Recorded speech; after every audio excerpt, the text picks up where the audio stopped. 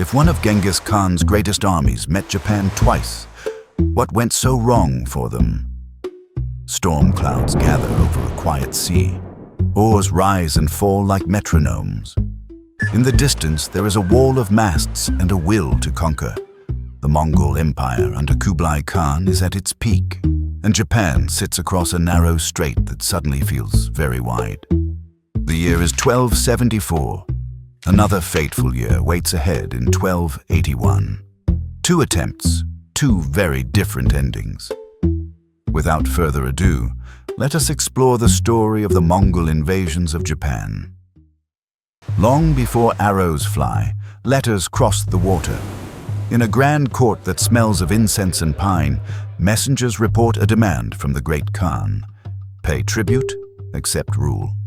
Answer quickly. Across the sea in Japan, power is split between the imperial court in Kyoto and the military government in Kamakura. One cares about ceremony, the other cares about steel.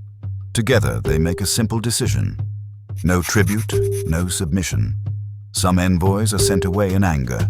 Some do not return. With that, a war begins on paper, and the sea becomes a road for armies. Now picture shipyards crowded with labor. The air is thick with pitch and wet rope. Drums call men to drill. The Mongol system is built for speed and control. Soldiers move to flags and to rhythm. Arrows fly by the volley. Shields lock into lines. This machine does not pause for single combat. It does not wait for a lone rider to announce his name. It breaks opponents with teamwork and timing. It shocks them with new tools.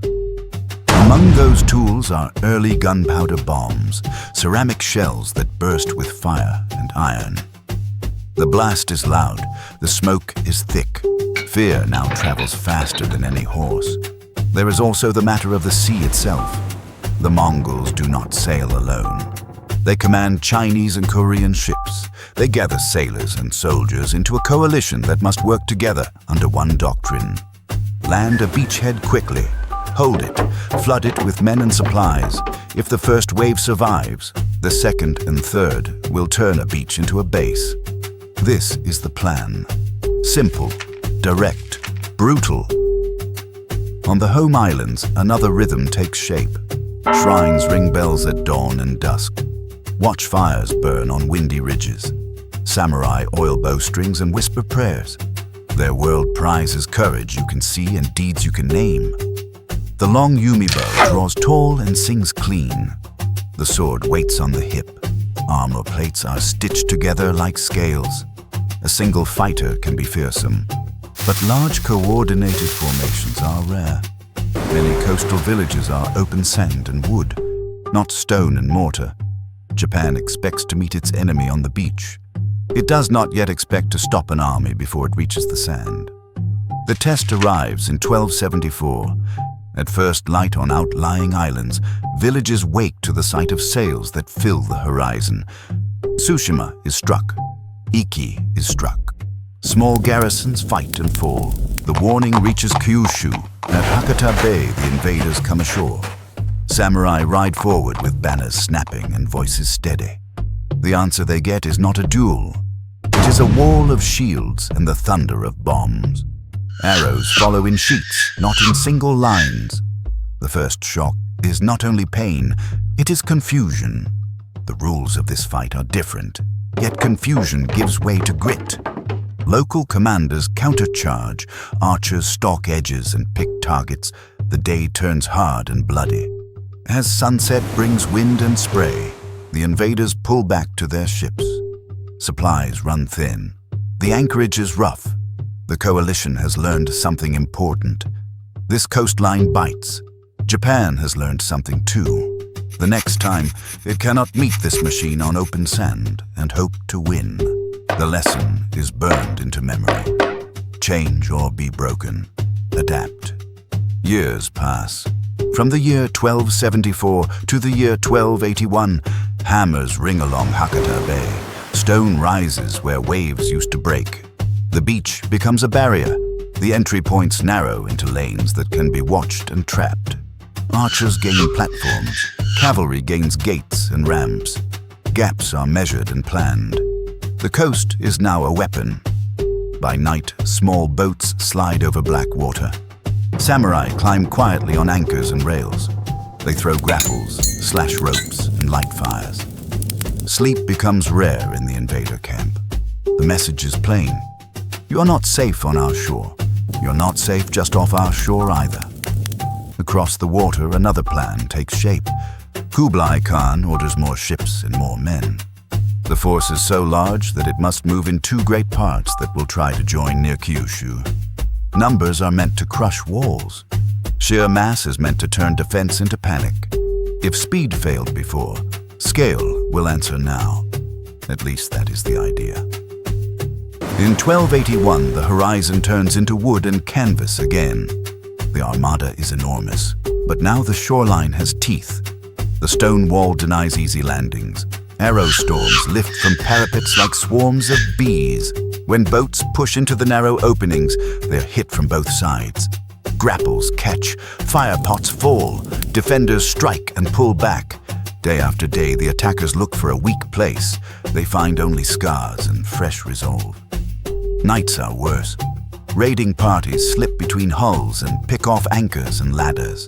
Lanterns go dark and then glow again with fire. The anchorages crowd with sick men, wet rope, and worry. Food spoils. Water stinks. Signals fail. A split force struggles to become one. Weeks drag on. The plan to overwhelm the coast runs into a new, simple fact. The coast will not be overwhelmed. The invaders are still off the walls when the weather begins to change. At first, it is only wind. Wind becomes waves. Waves become something else. The crowded fleets grind and break. Some captains cut their anchors. Some never get the chance. Hulls crash together. Masts snap like dry branches.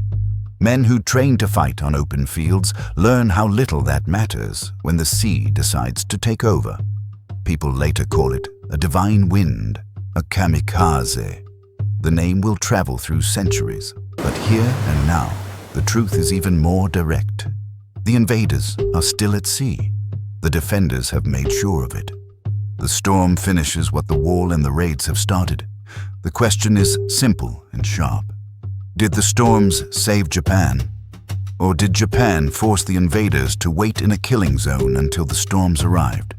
The evidence is not kind to the idea of fate alone. The stone wall mattered, the raids mattered, the refusal to fight on enemy terms mattered. The Mongol machine needed a quick base on land. It needed a foothold. It never got one. Discipline turned to delay. Delay turned to disease and doubt. Then the wind made the last choice, fast and without mercy. Let us pull back for a moment and look at the road that led here. A war of letters. Tribute demanded and refused. A coalition fleet that believed in speed and shock. A defender who prized individual courage and learned new habits under pressure. In 1274, the first landing teaches both sides. In the years after, Japan builds on that lesson. When 1281 arrives, the invader faces a coast that fights like a fortress and a people who are now comfortable in the dark water between the ships. If you want a rule you can use, it is this. Preparation beats myth. Adaptation beats memory. And shorelines fight back when you teach them how. We can argue about what mattered most. Some will say the storm was everything. Some will shout that the wall and the raids would have broken any fleet in the end. Both views carry pride. Both views carry pain. The debate is alive for a reason. But look at the sequence. First paper, then steel, then stone, then wind. Weather was the last blow. It was not the first.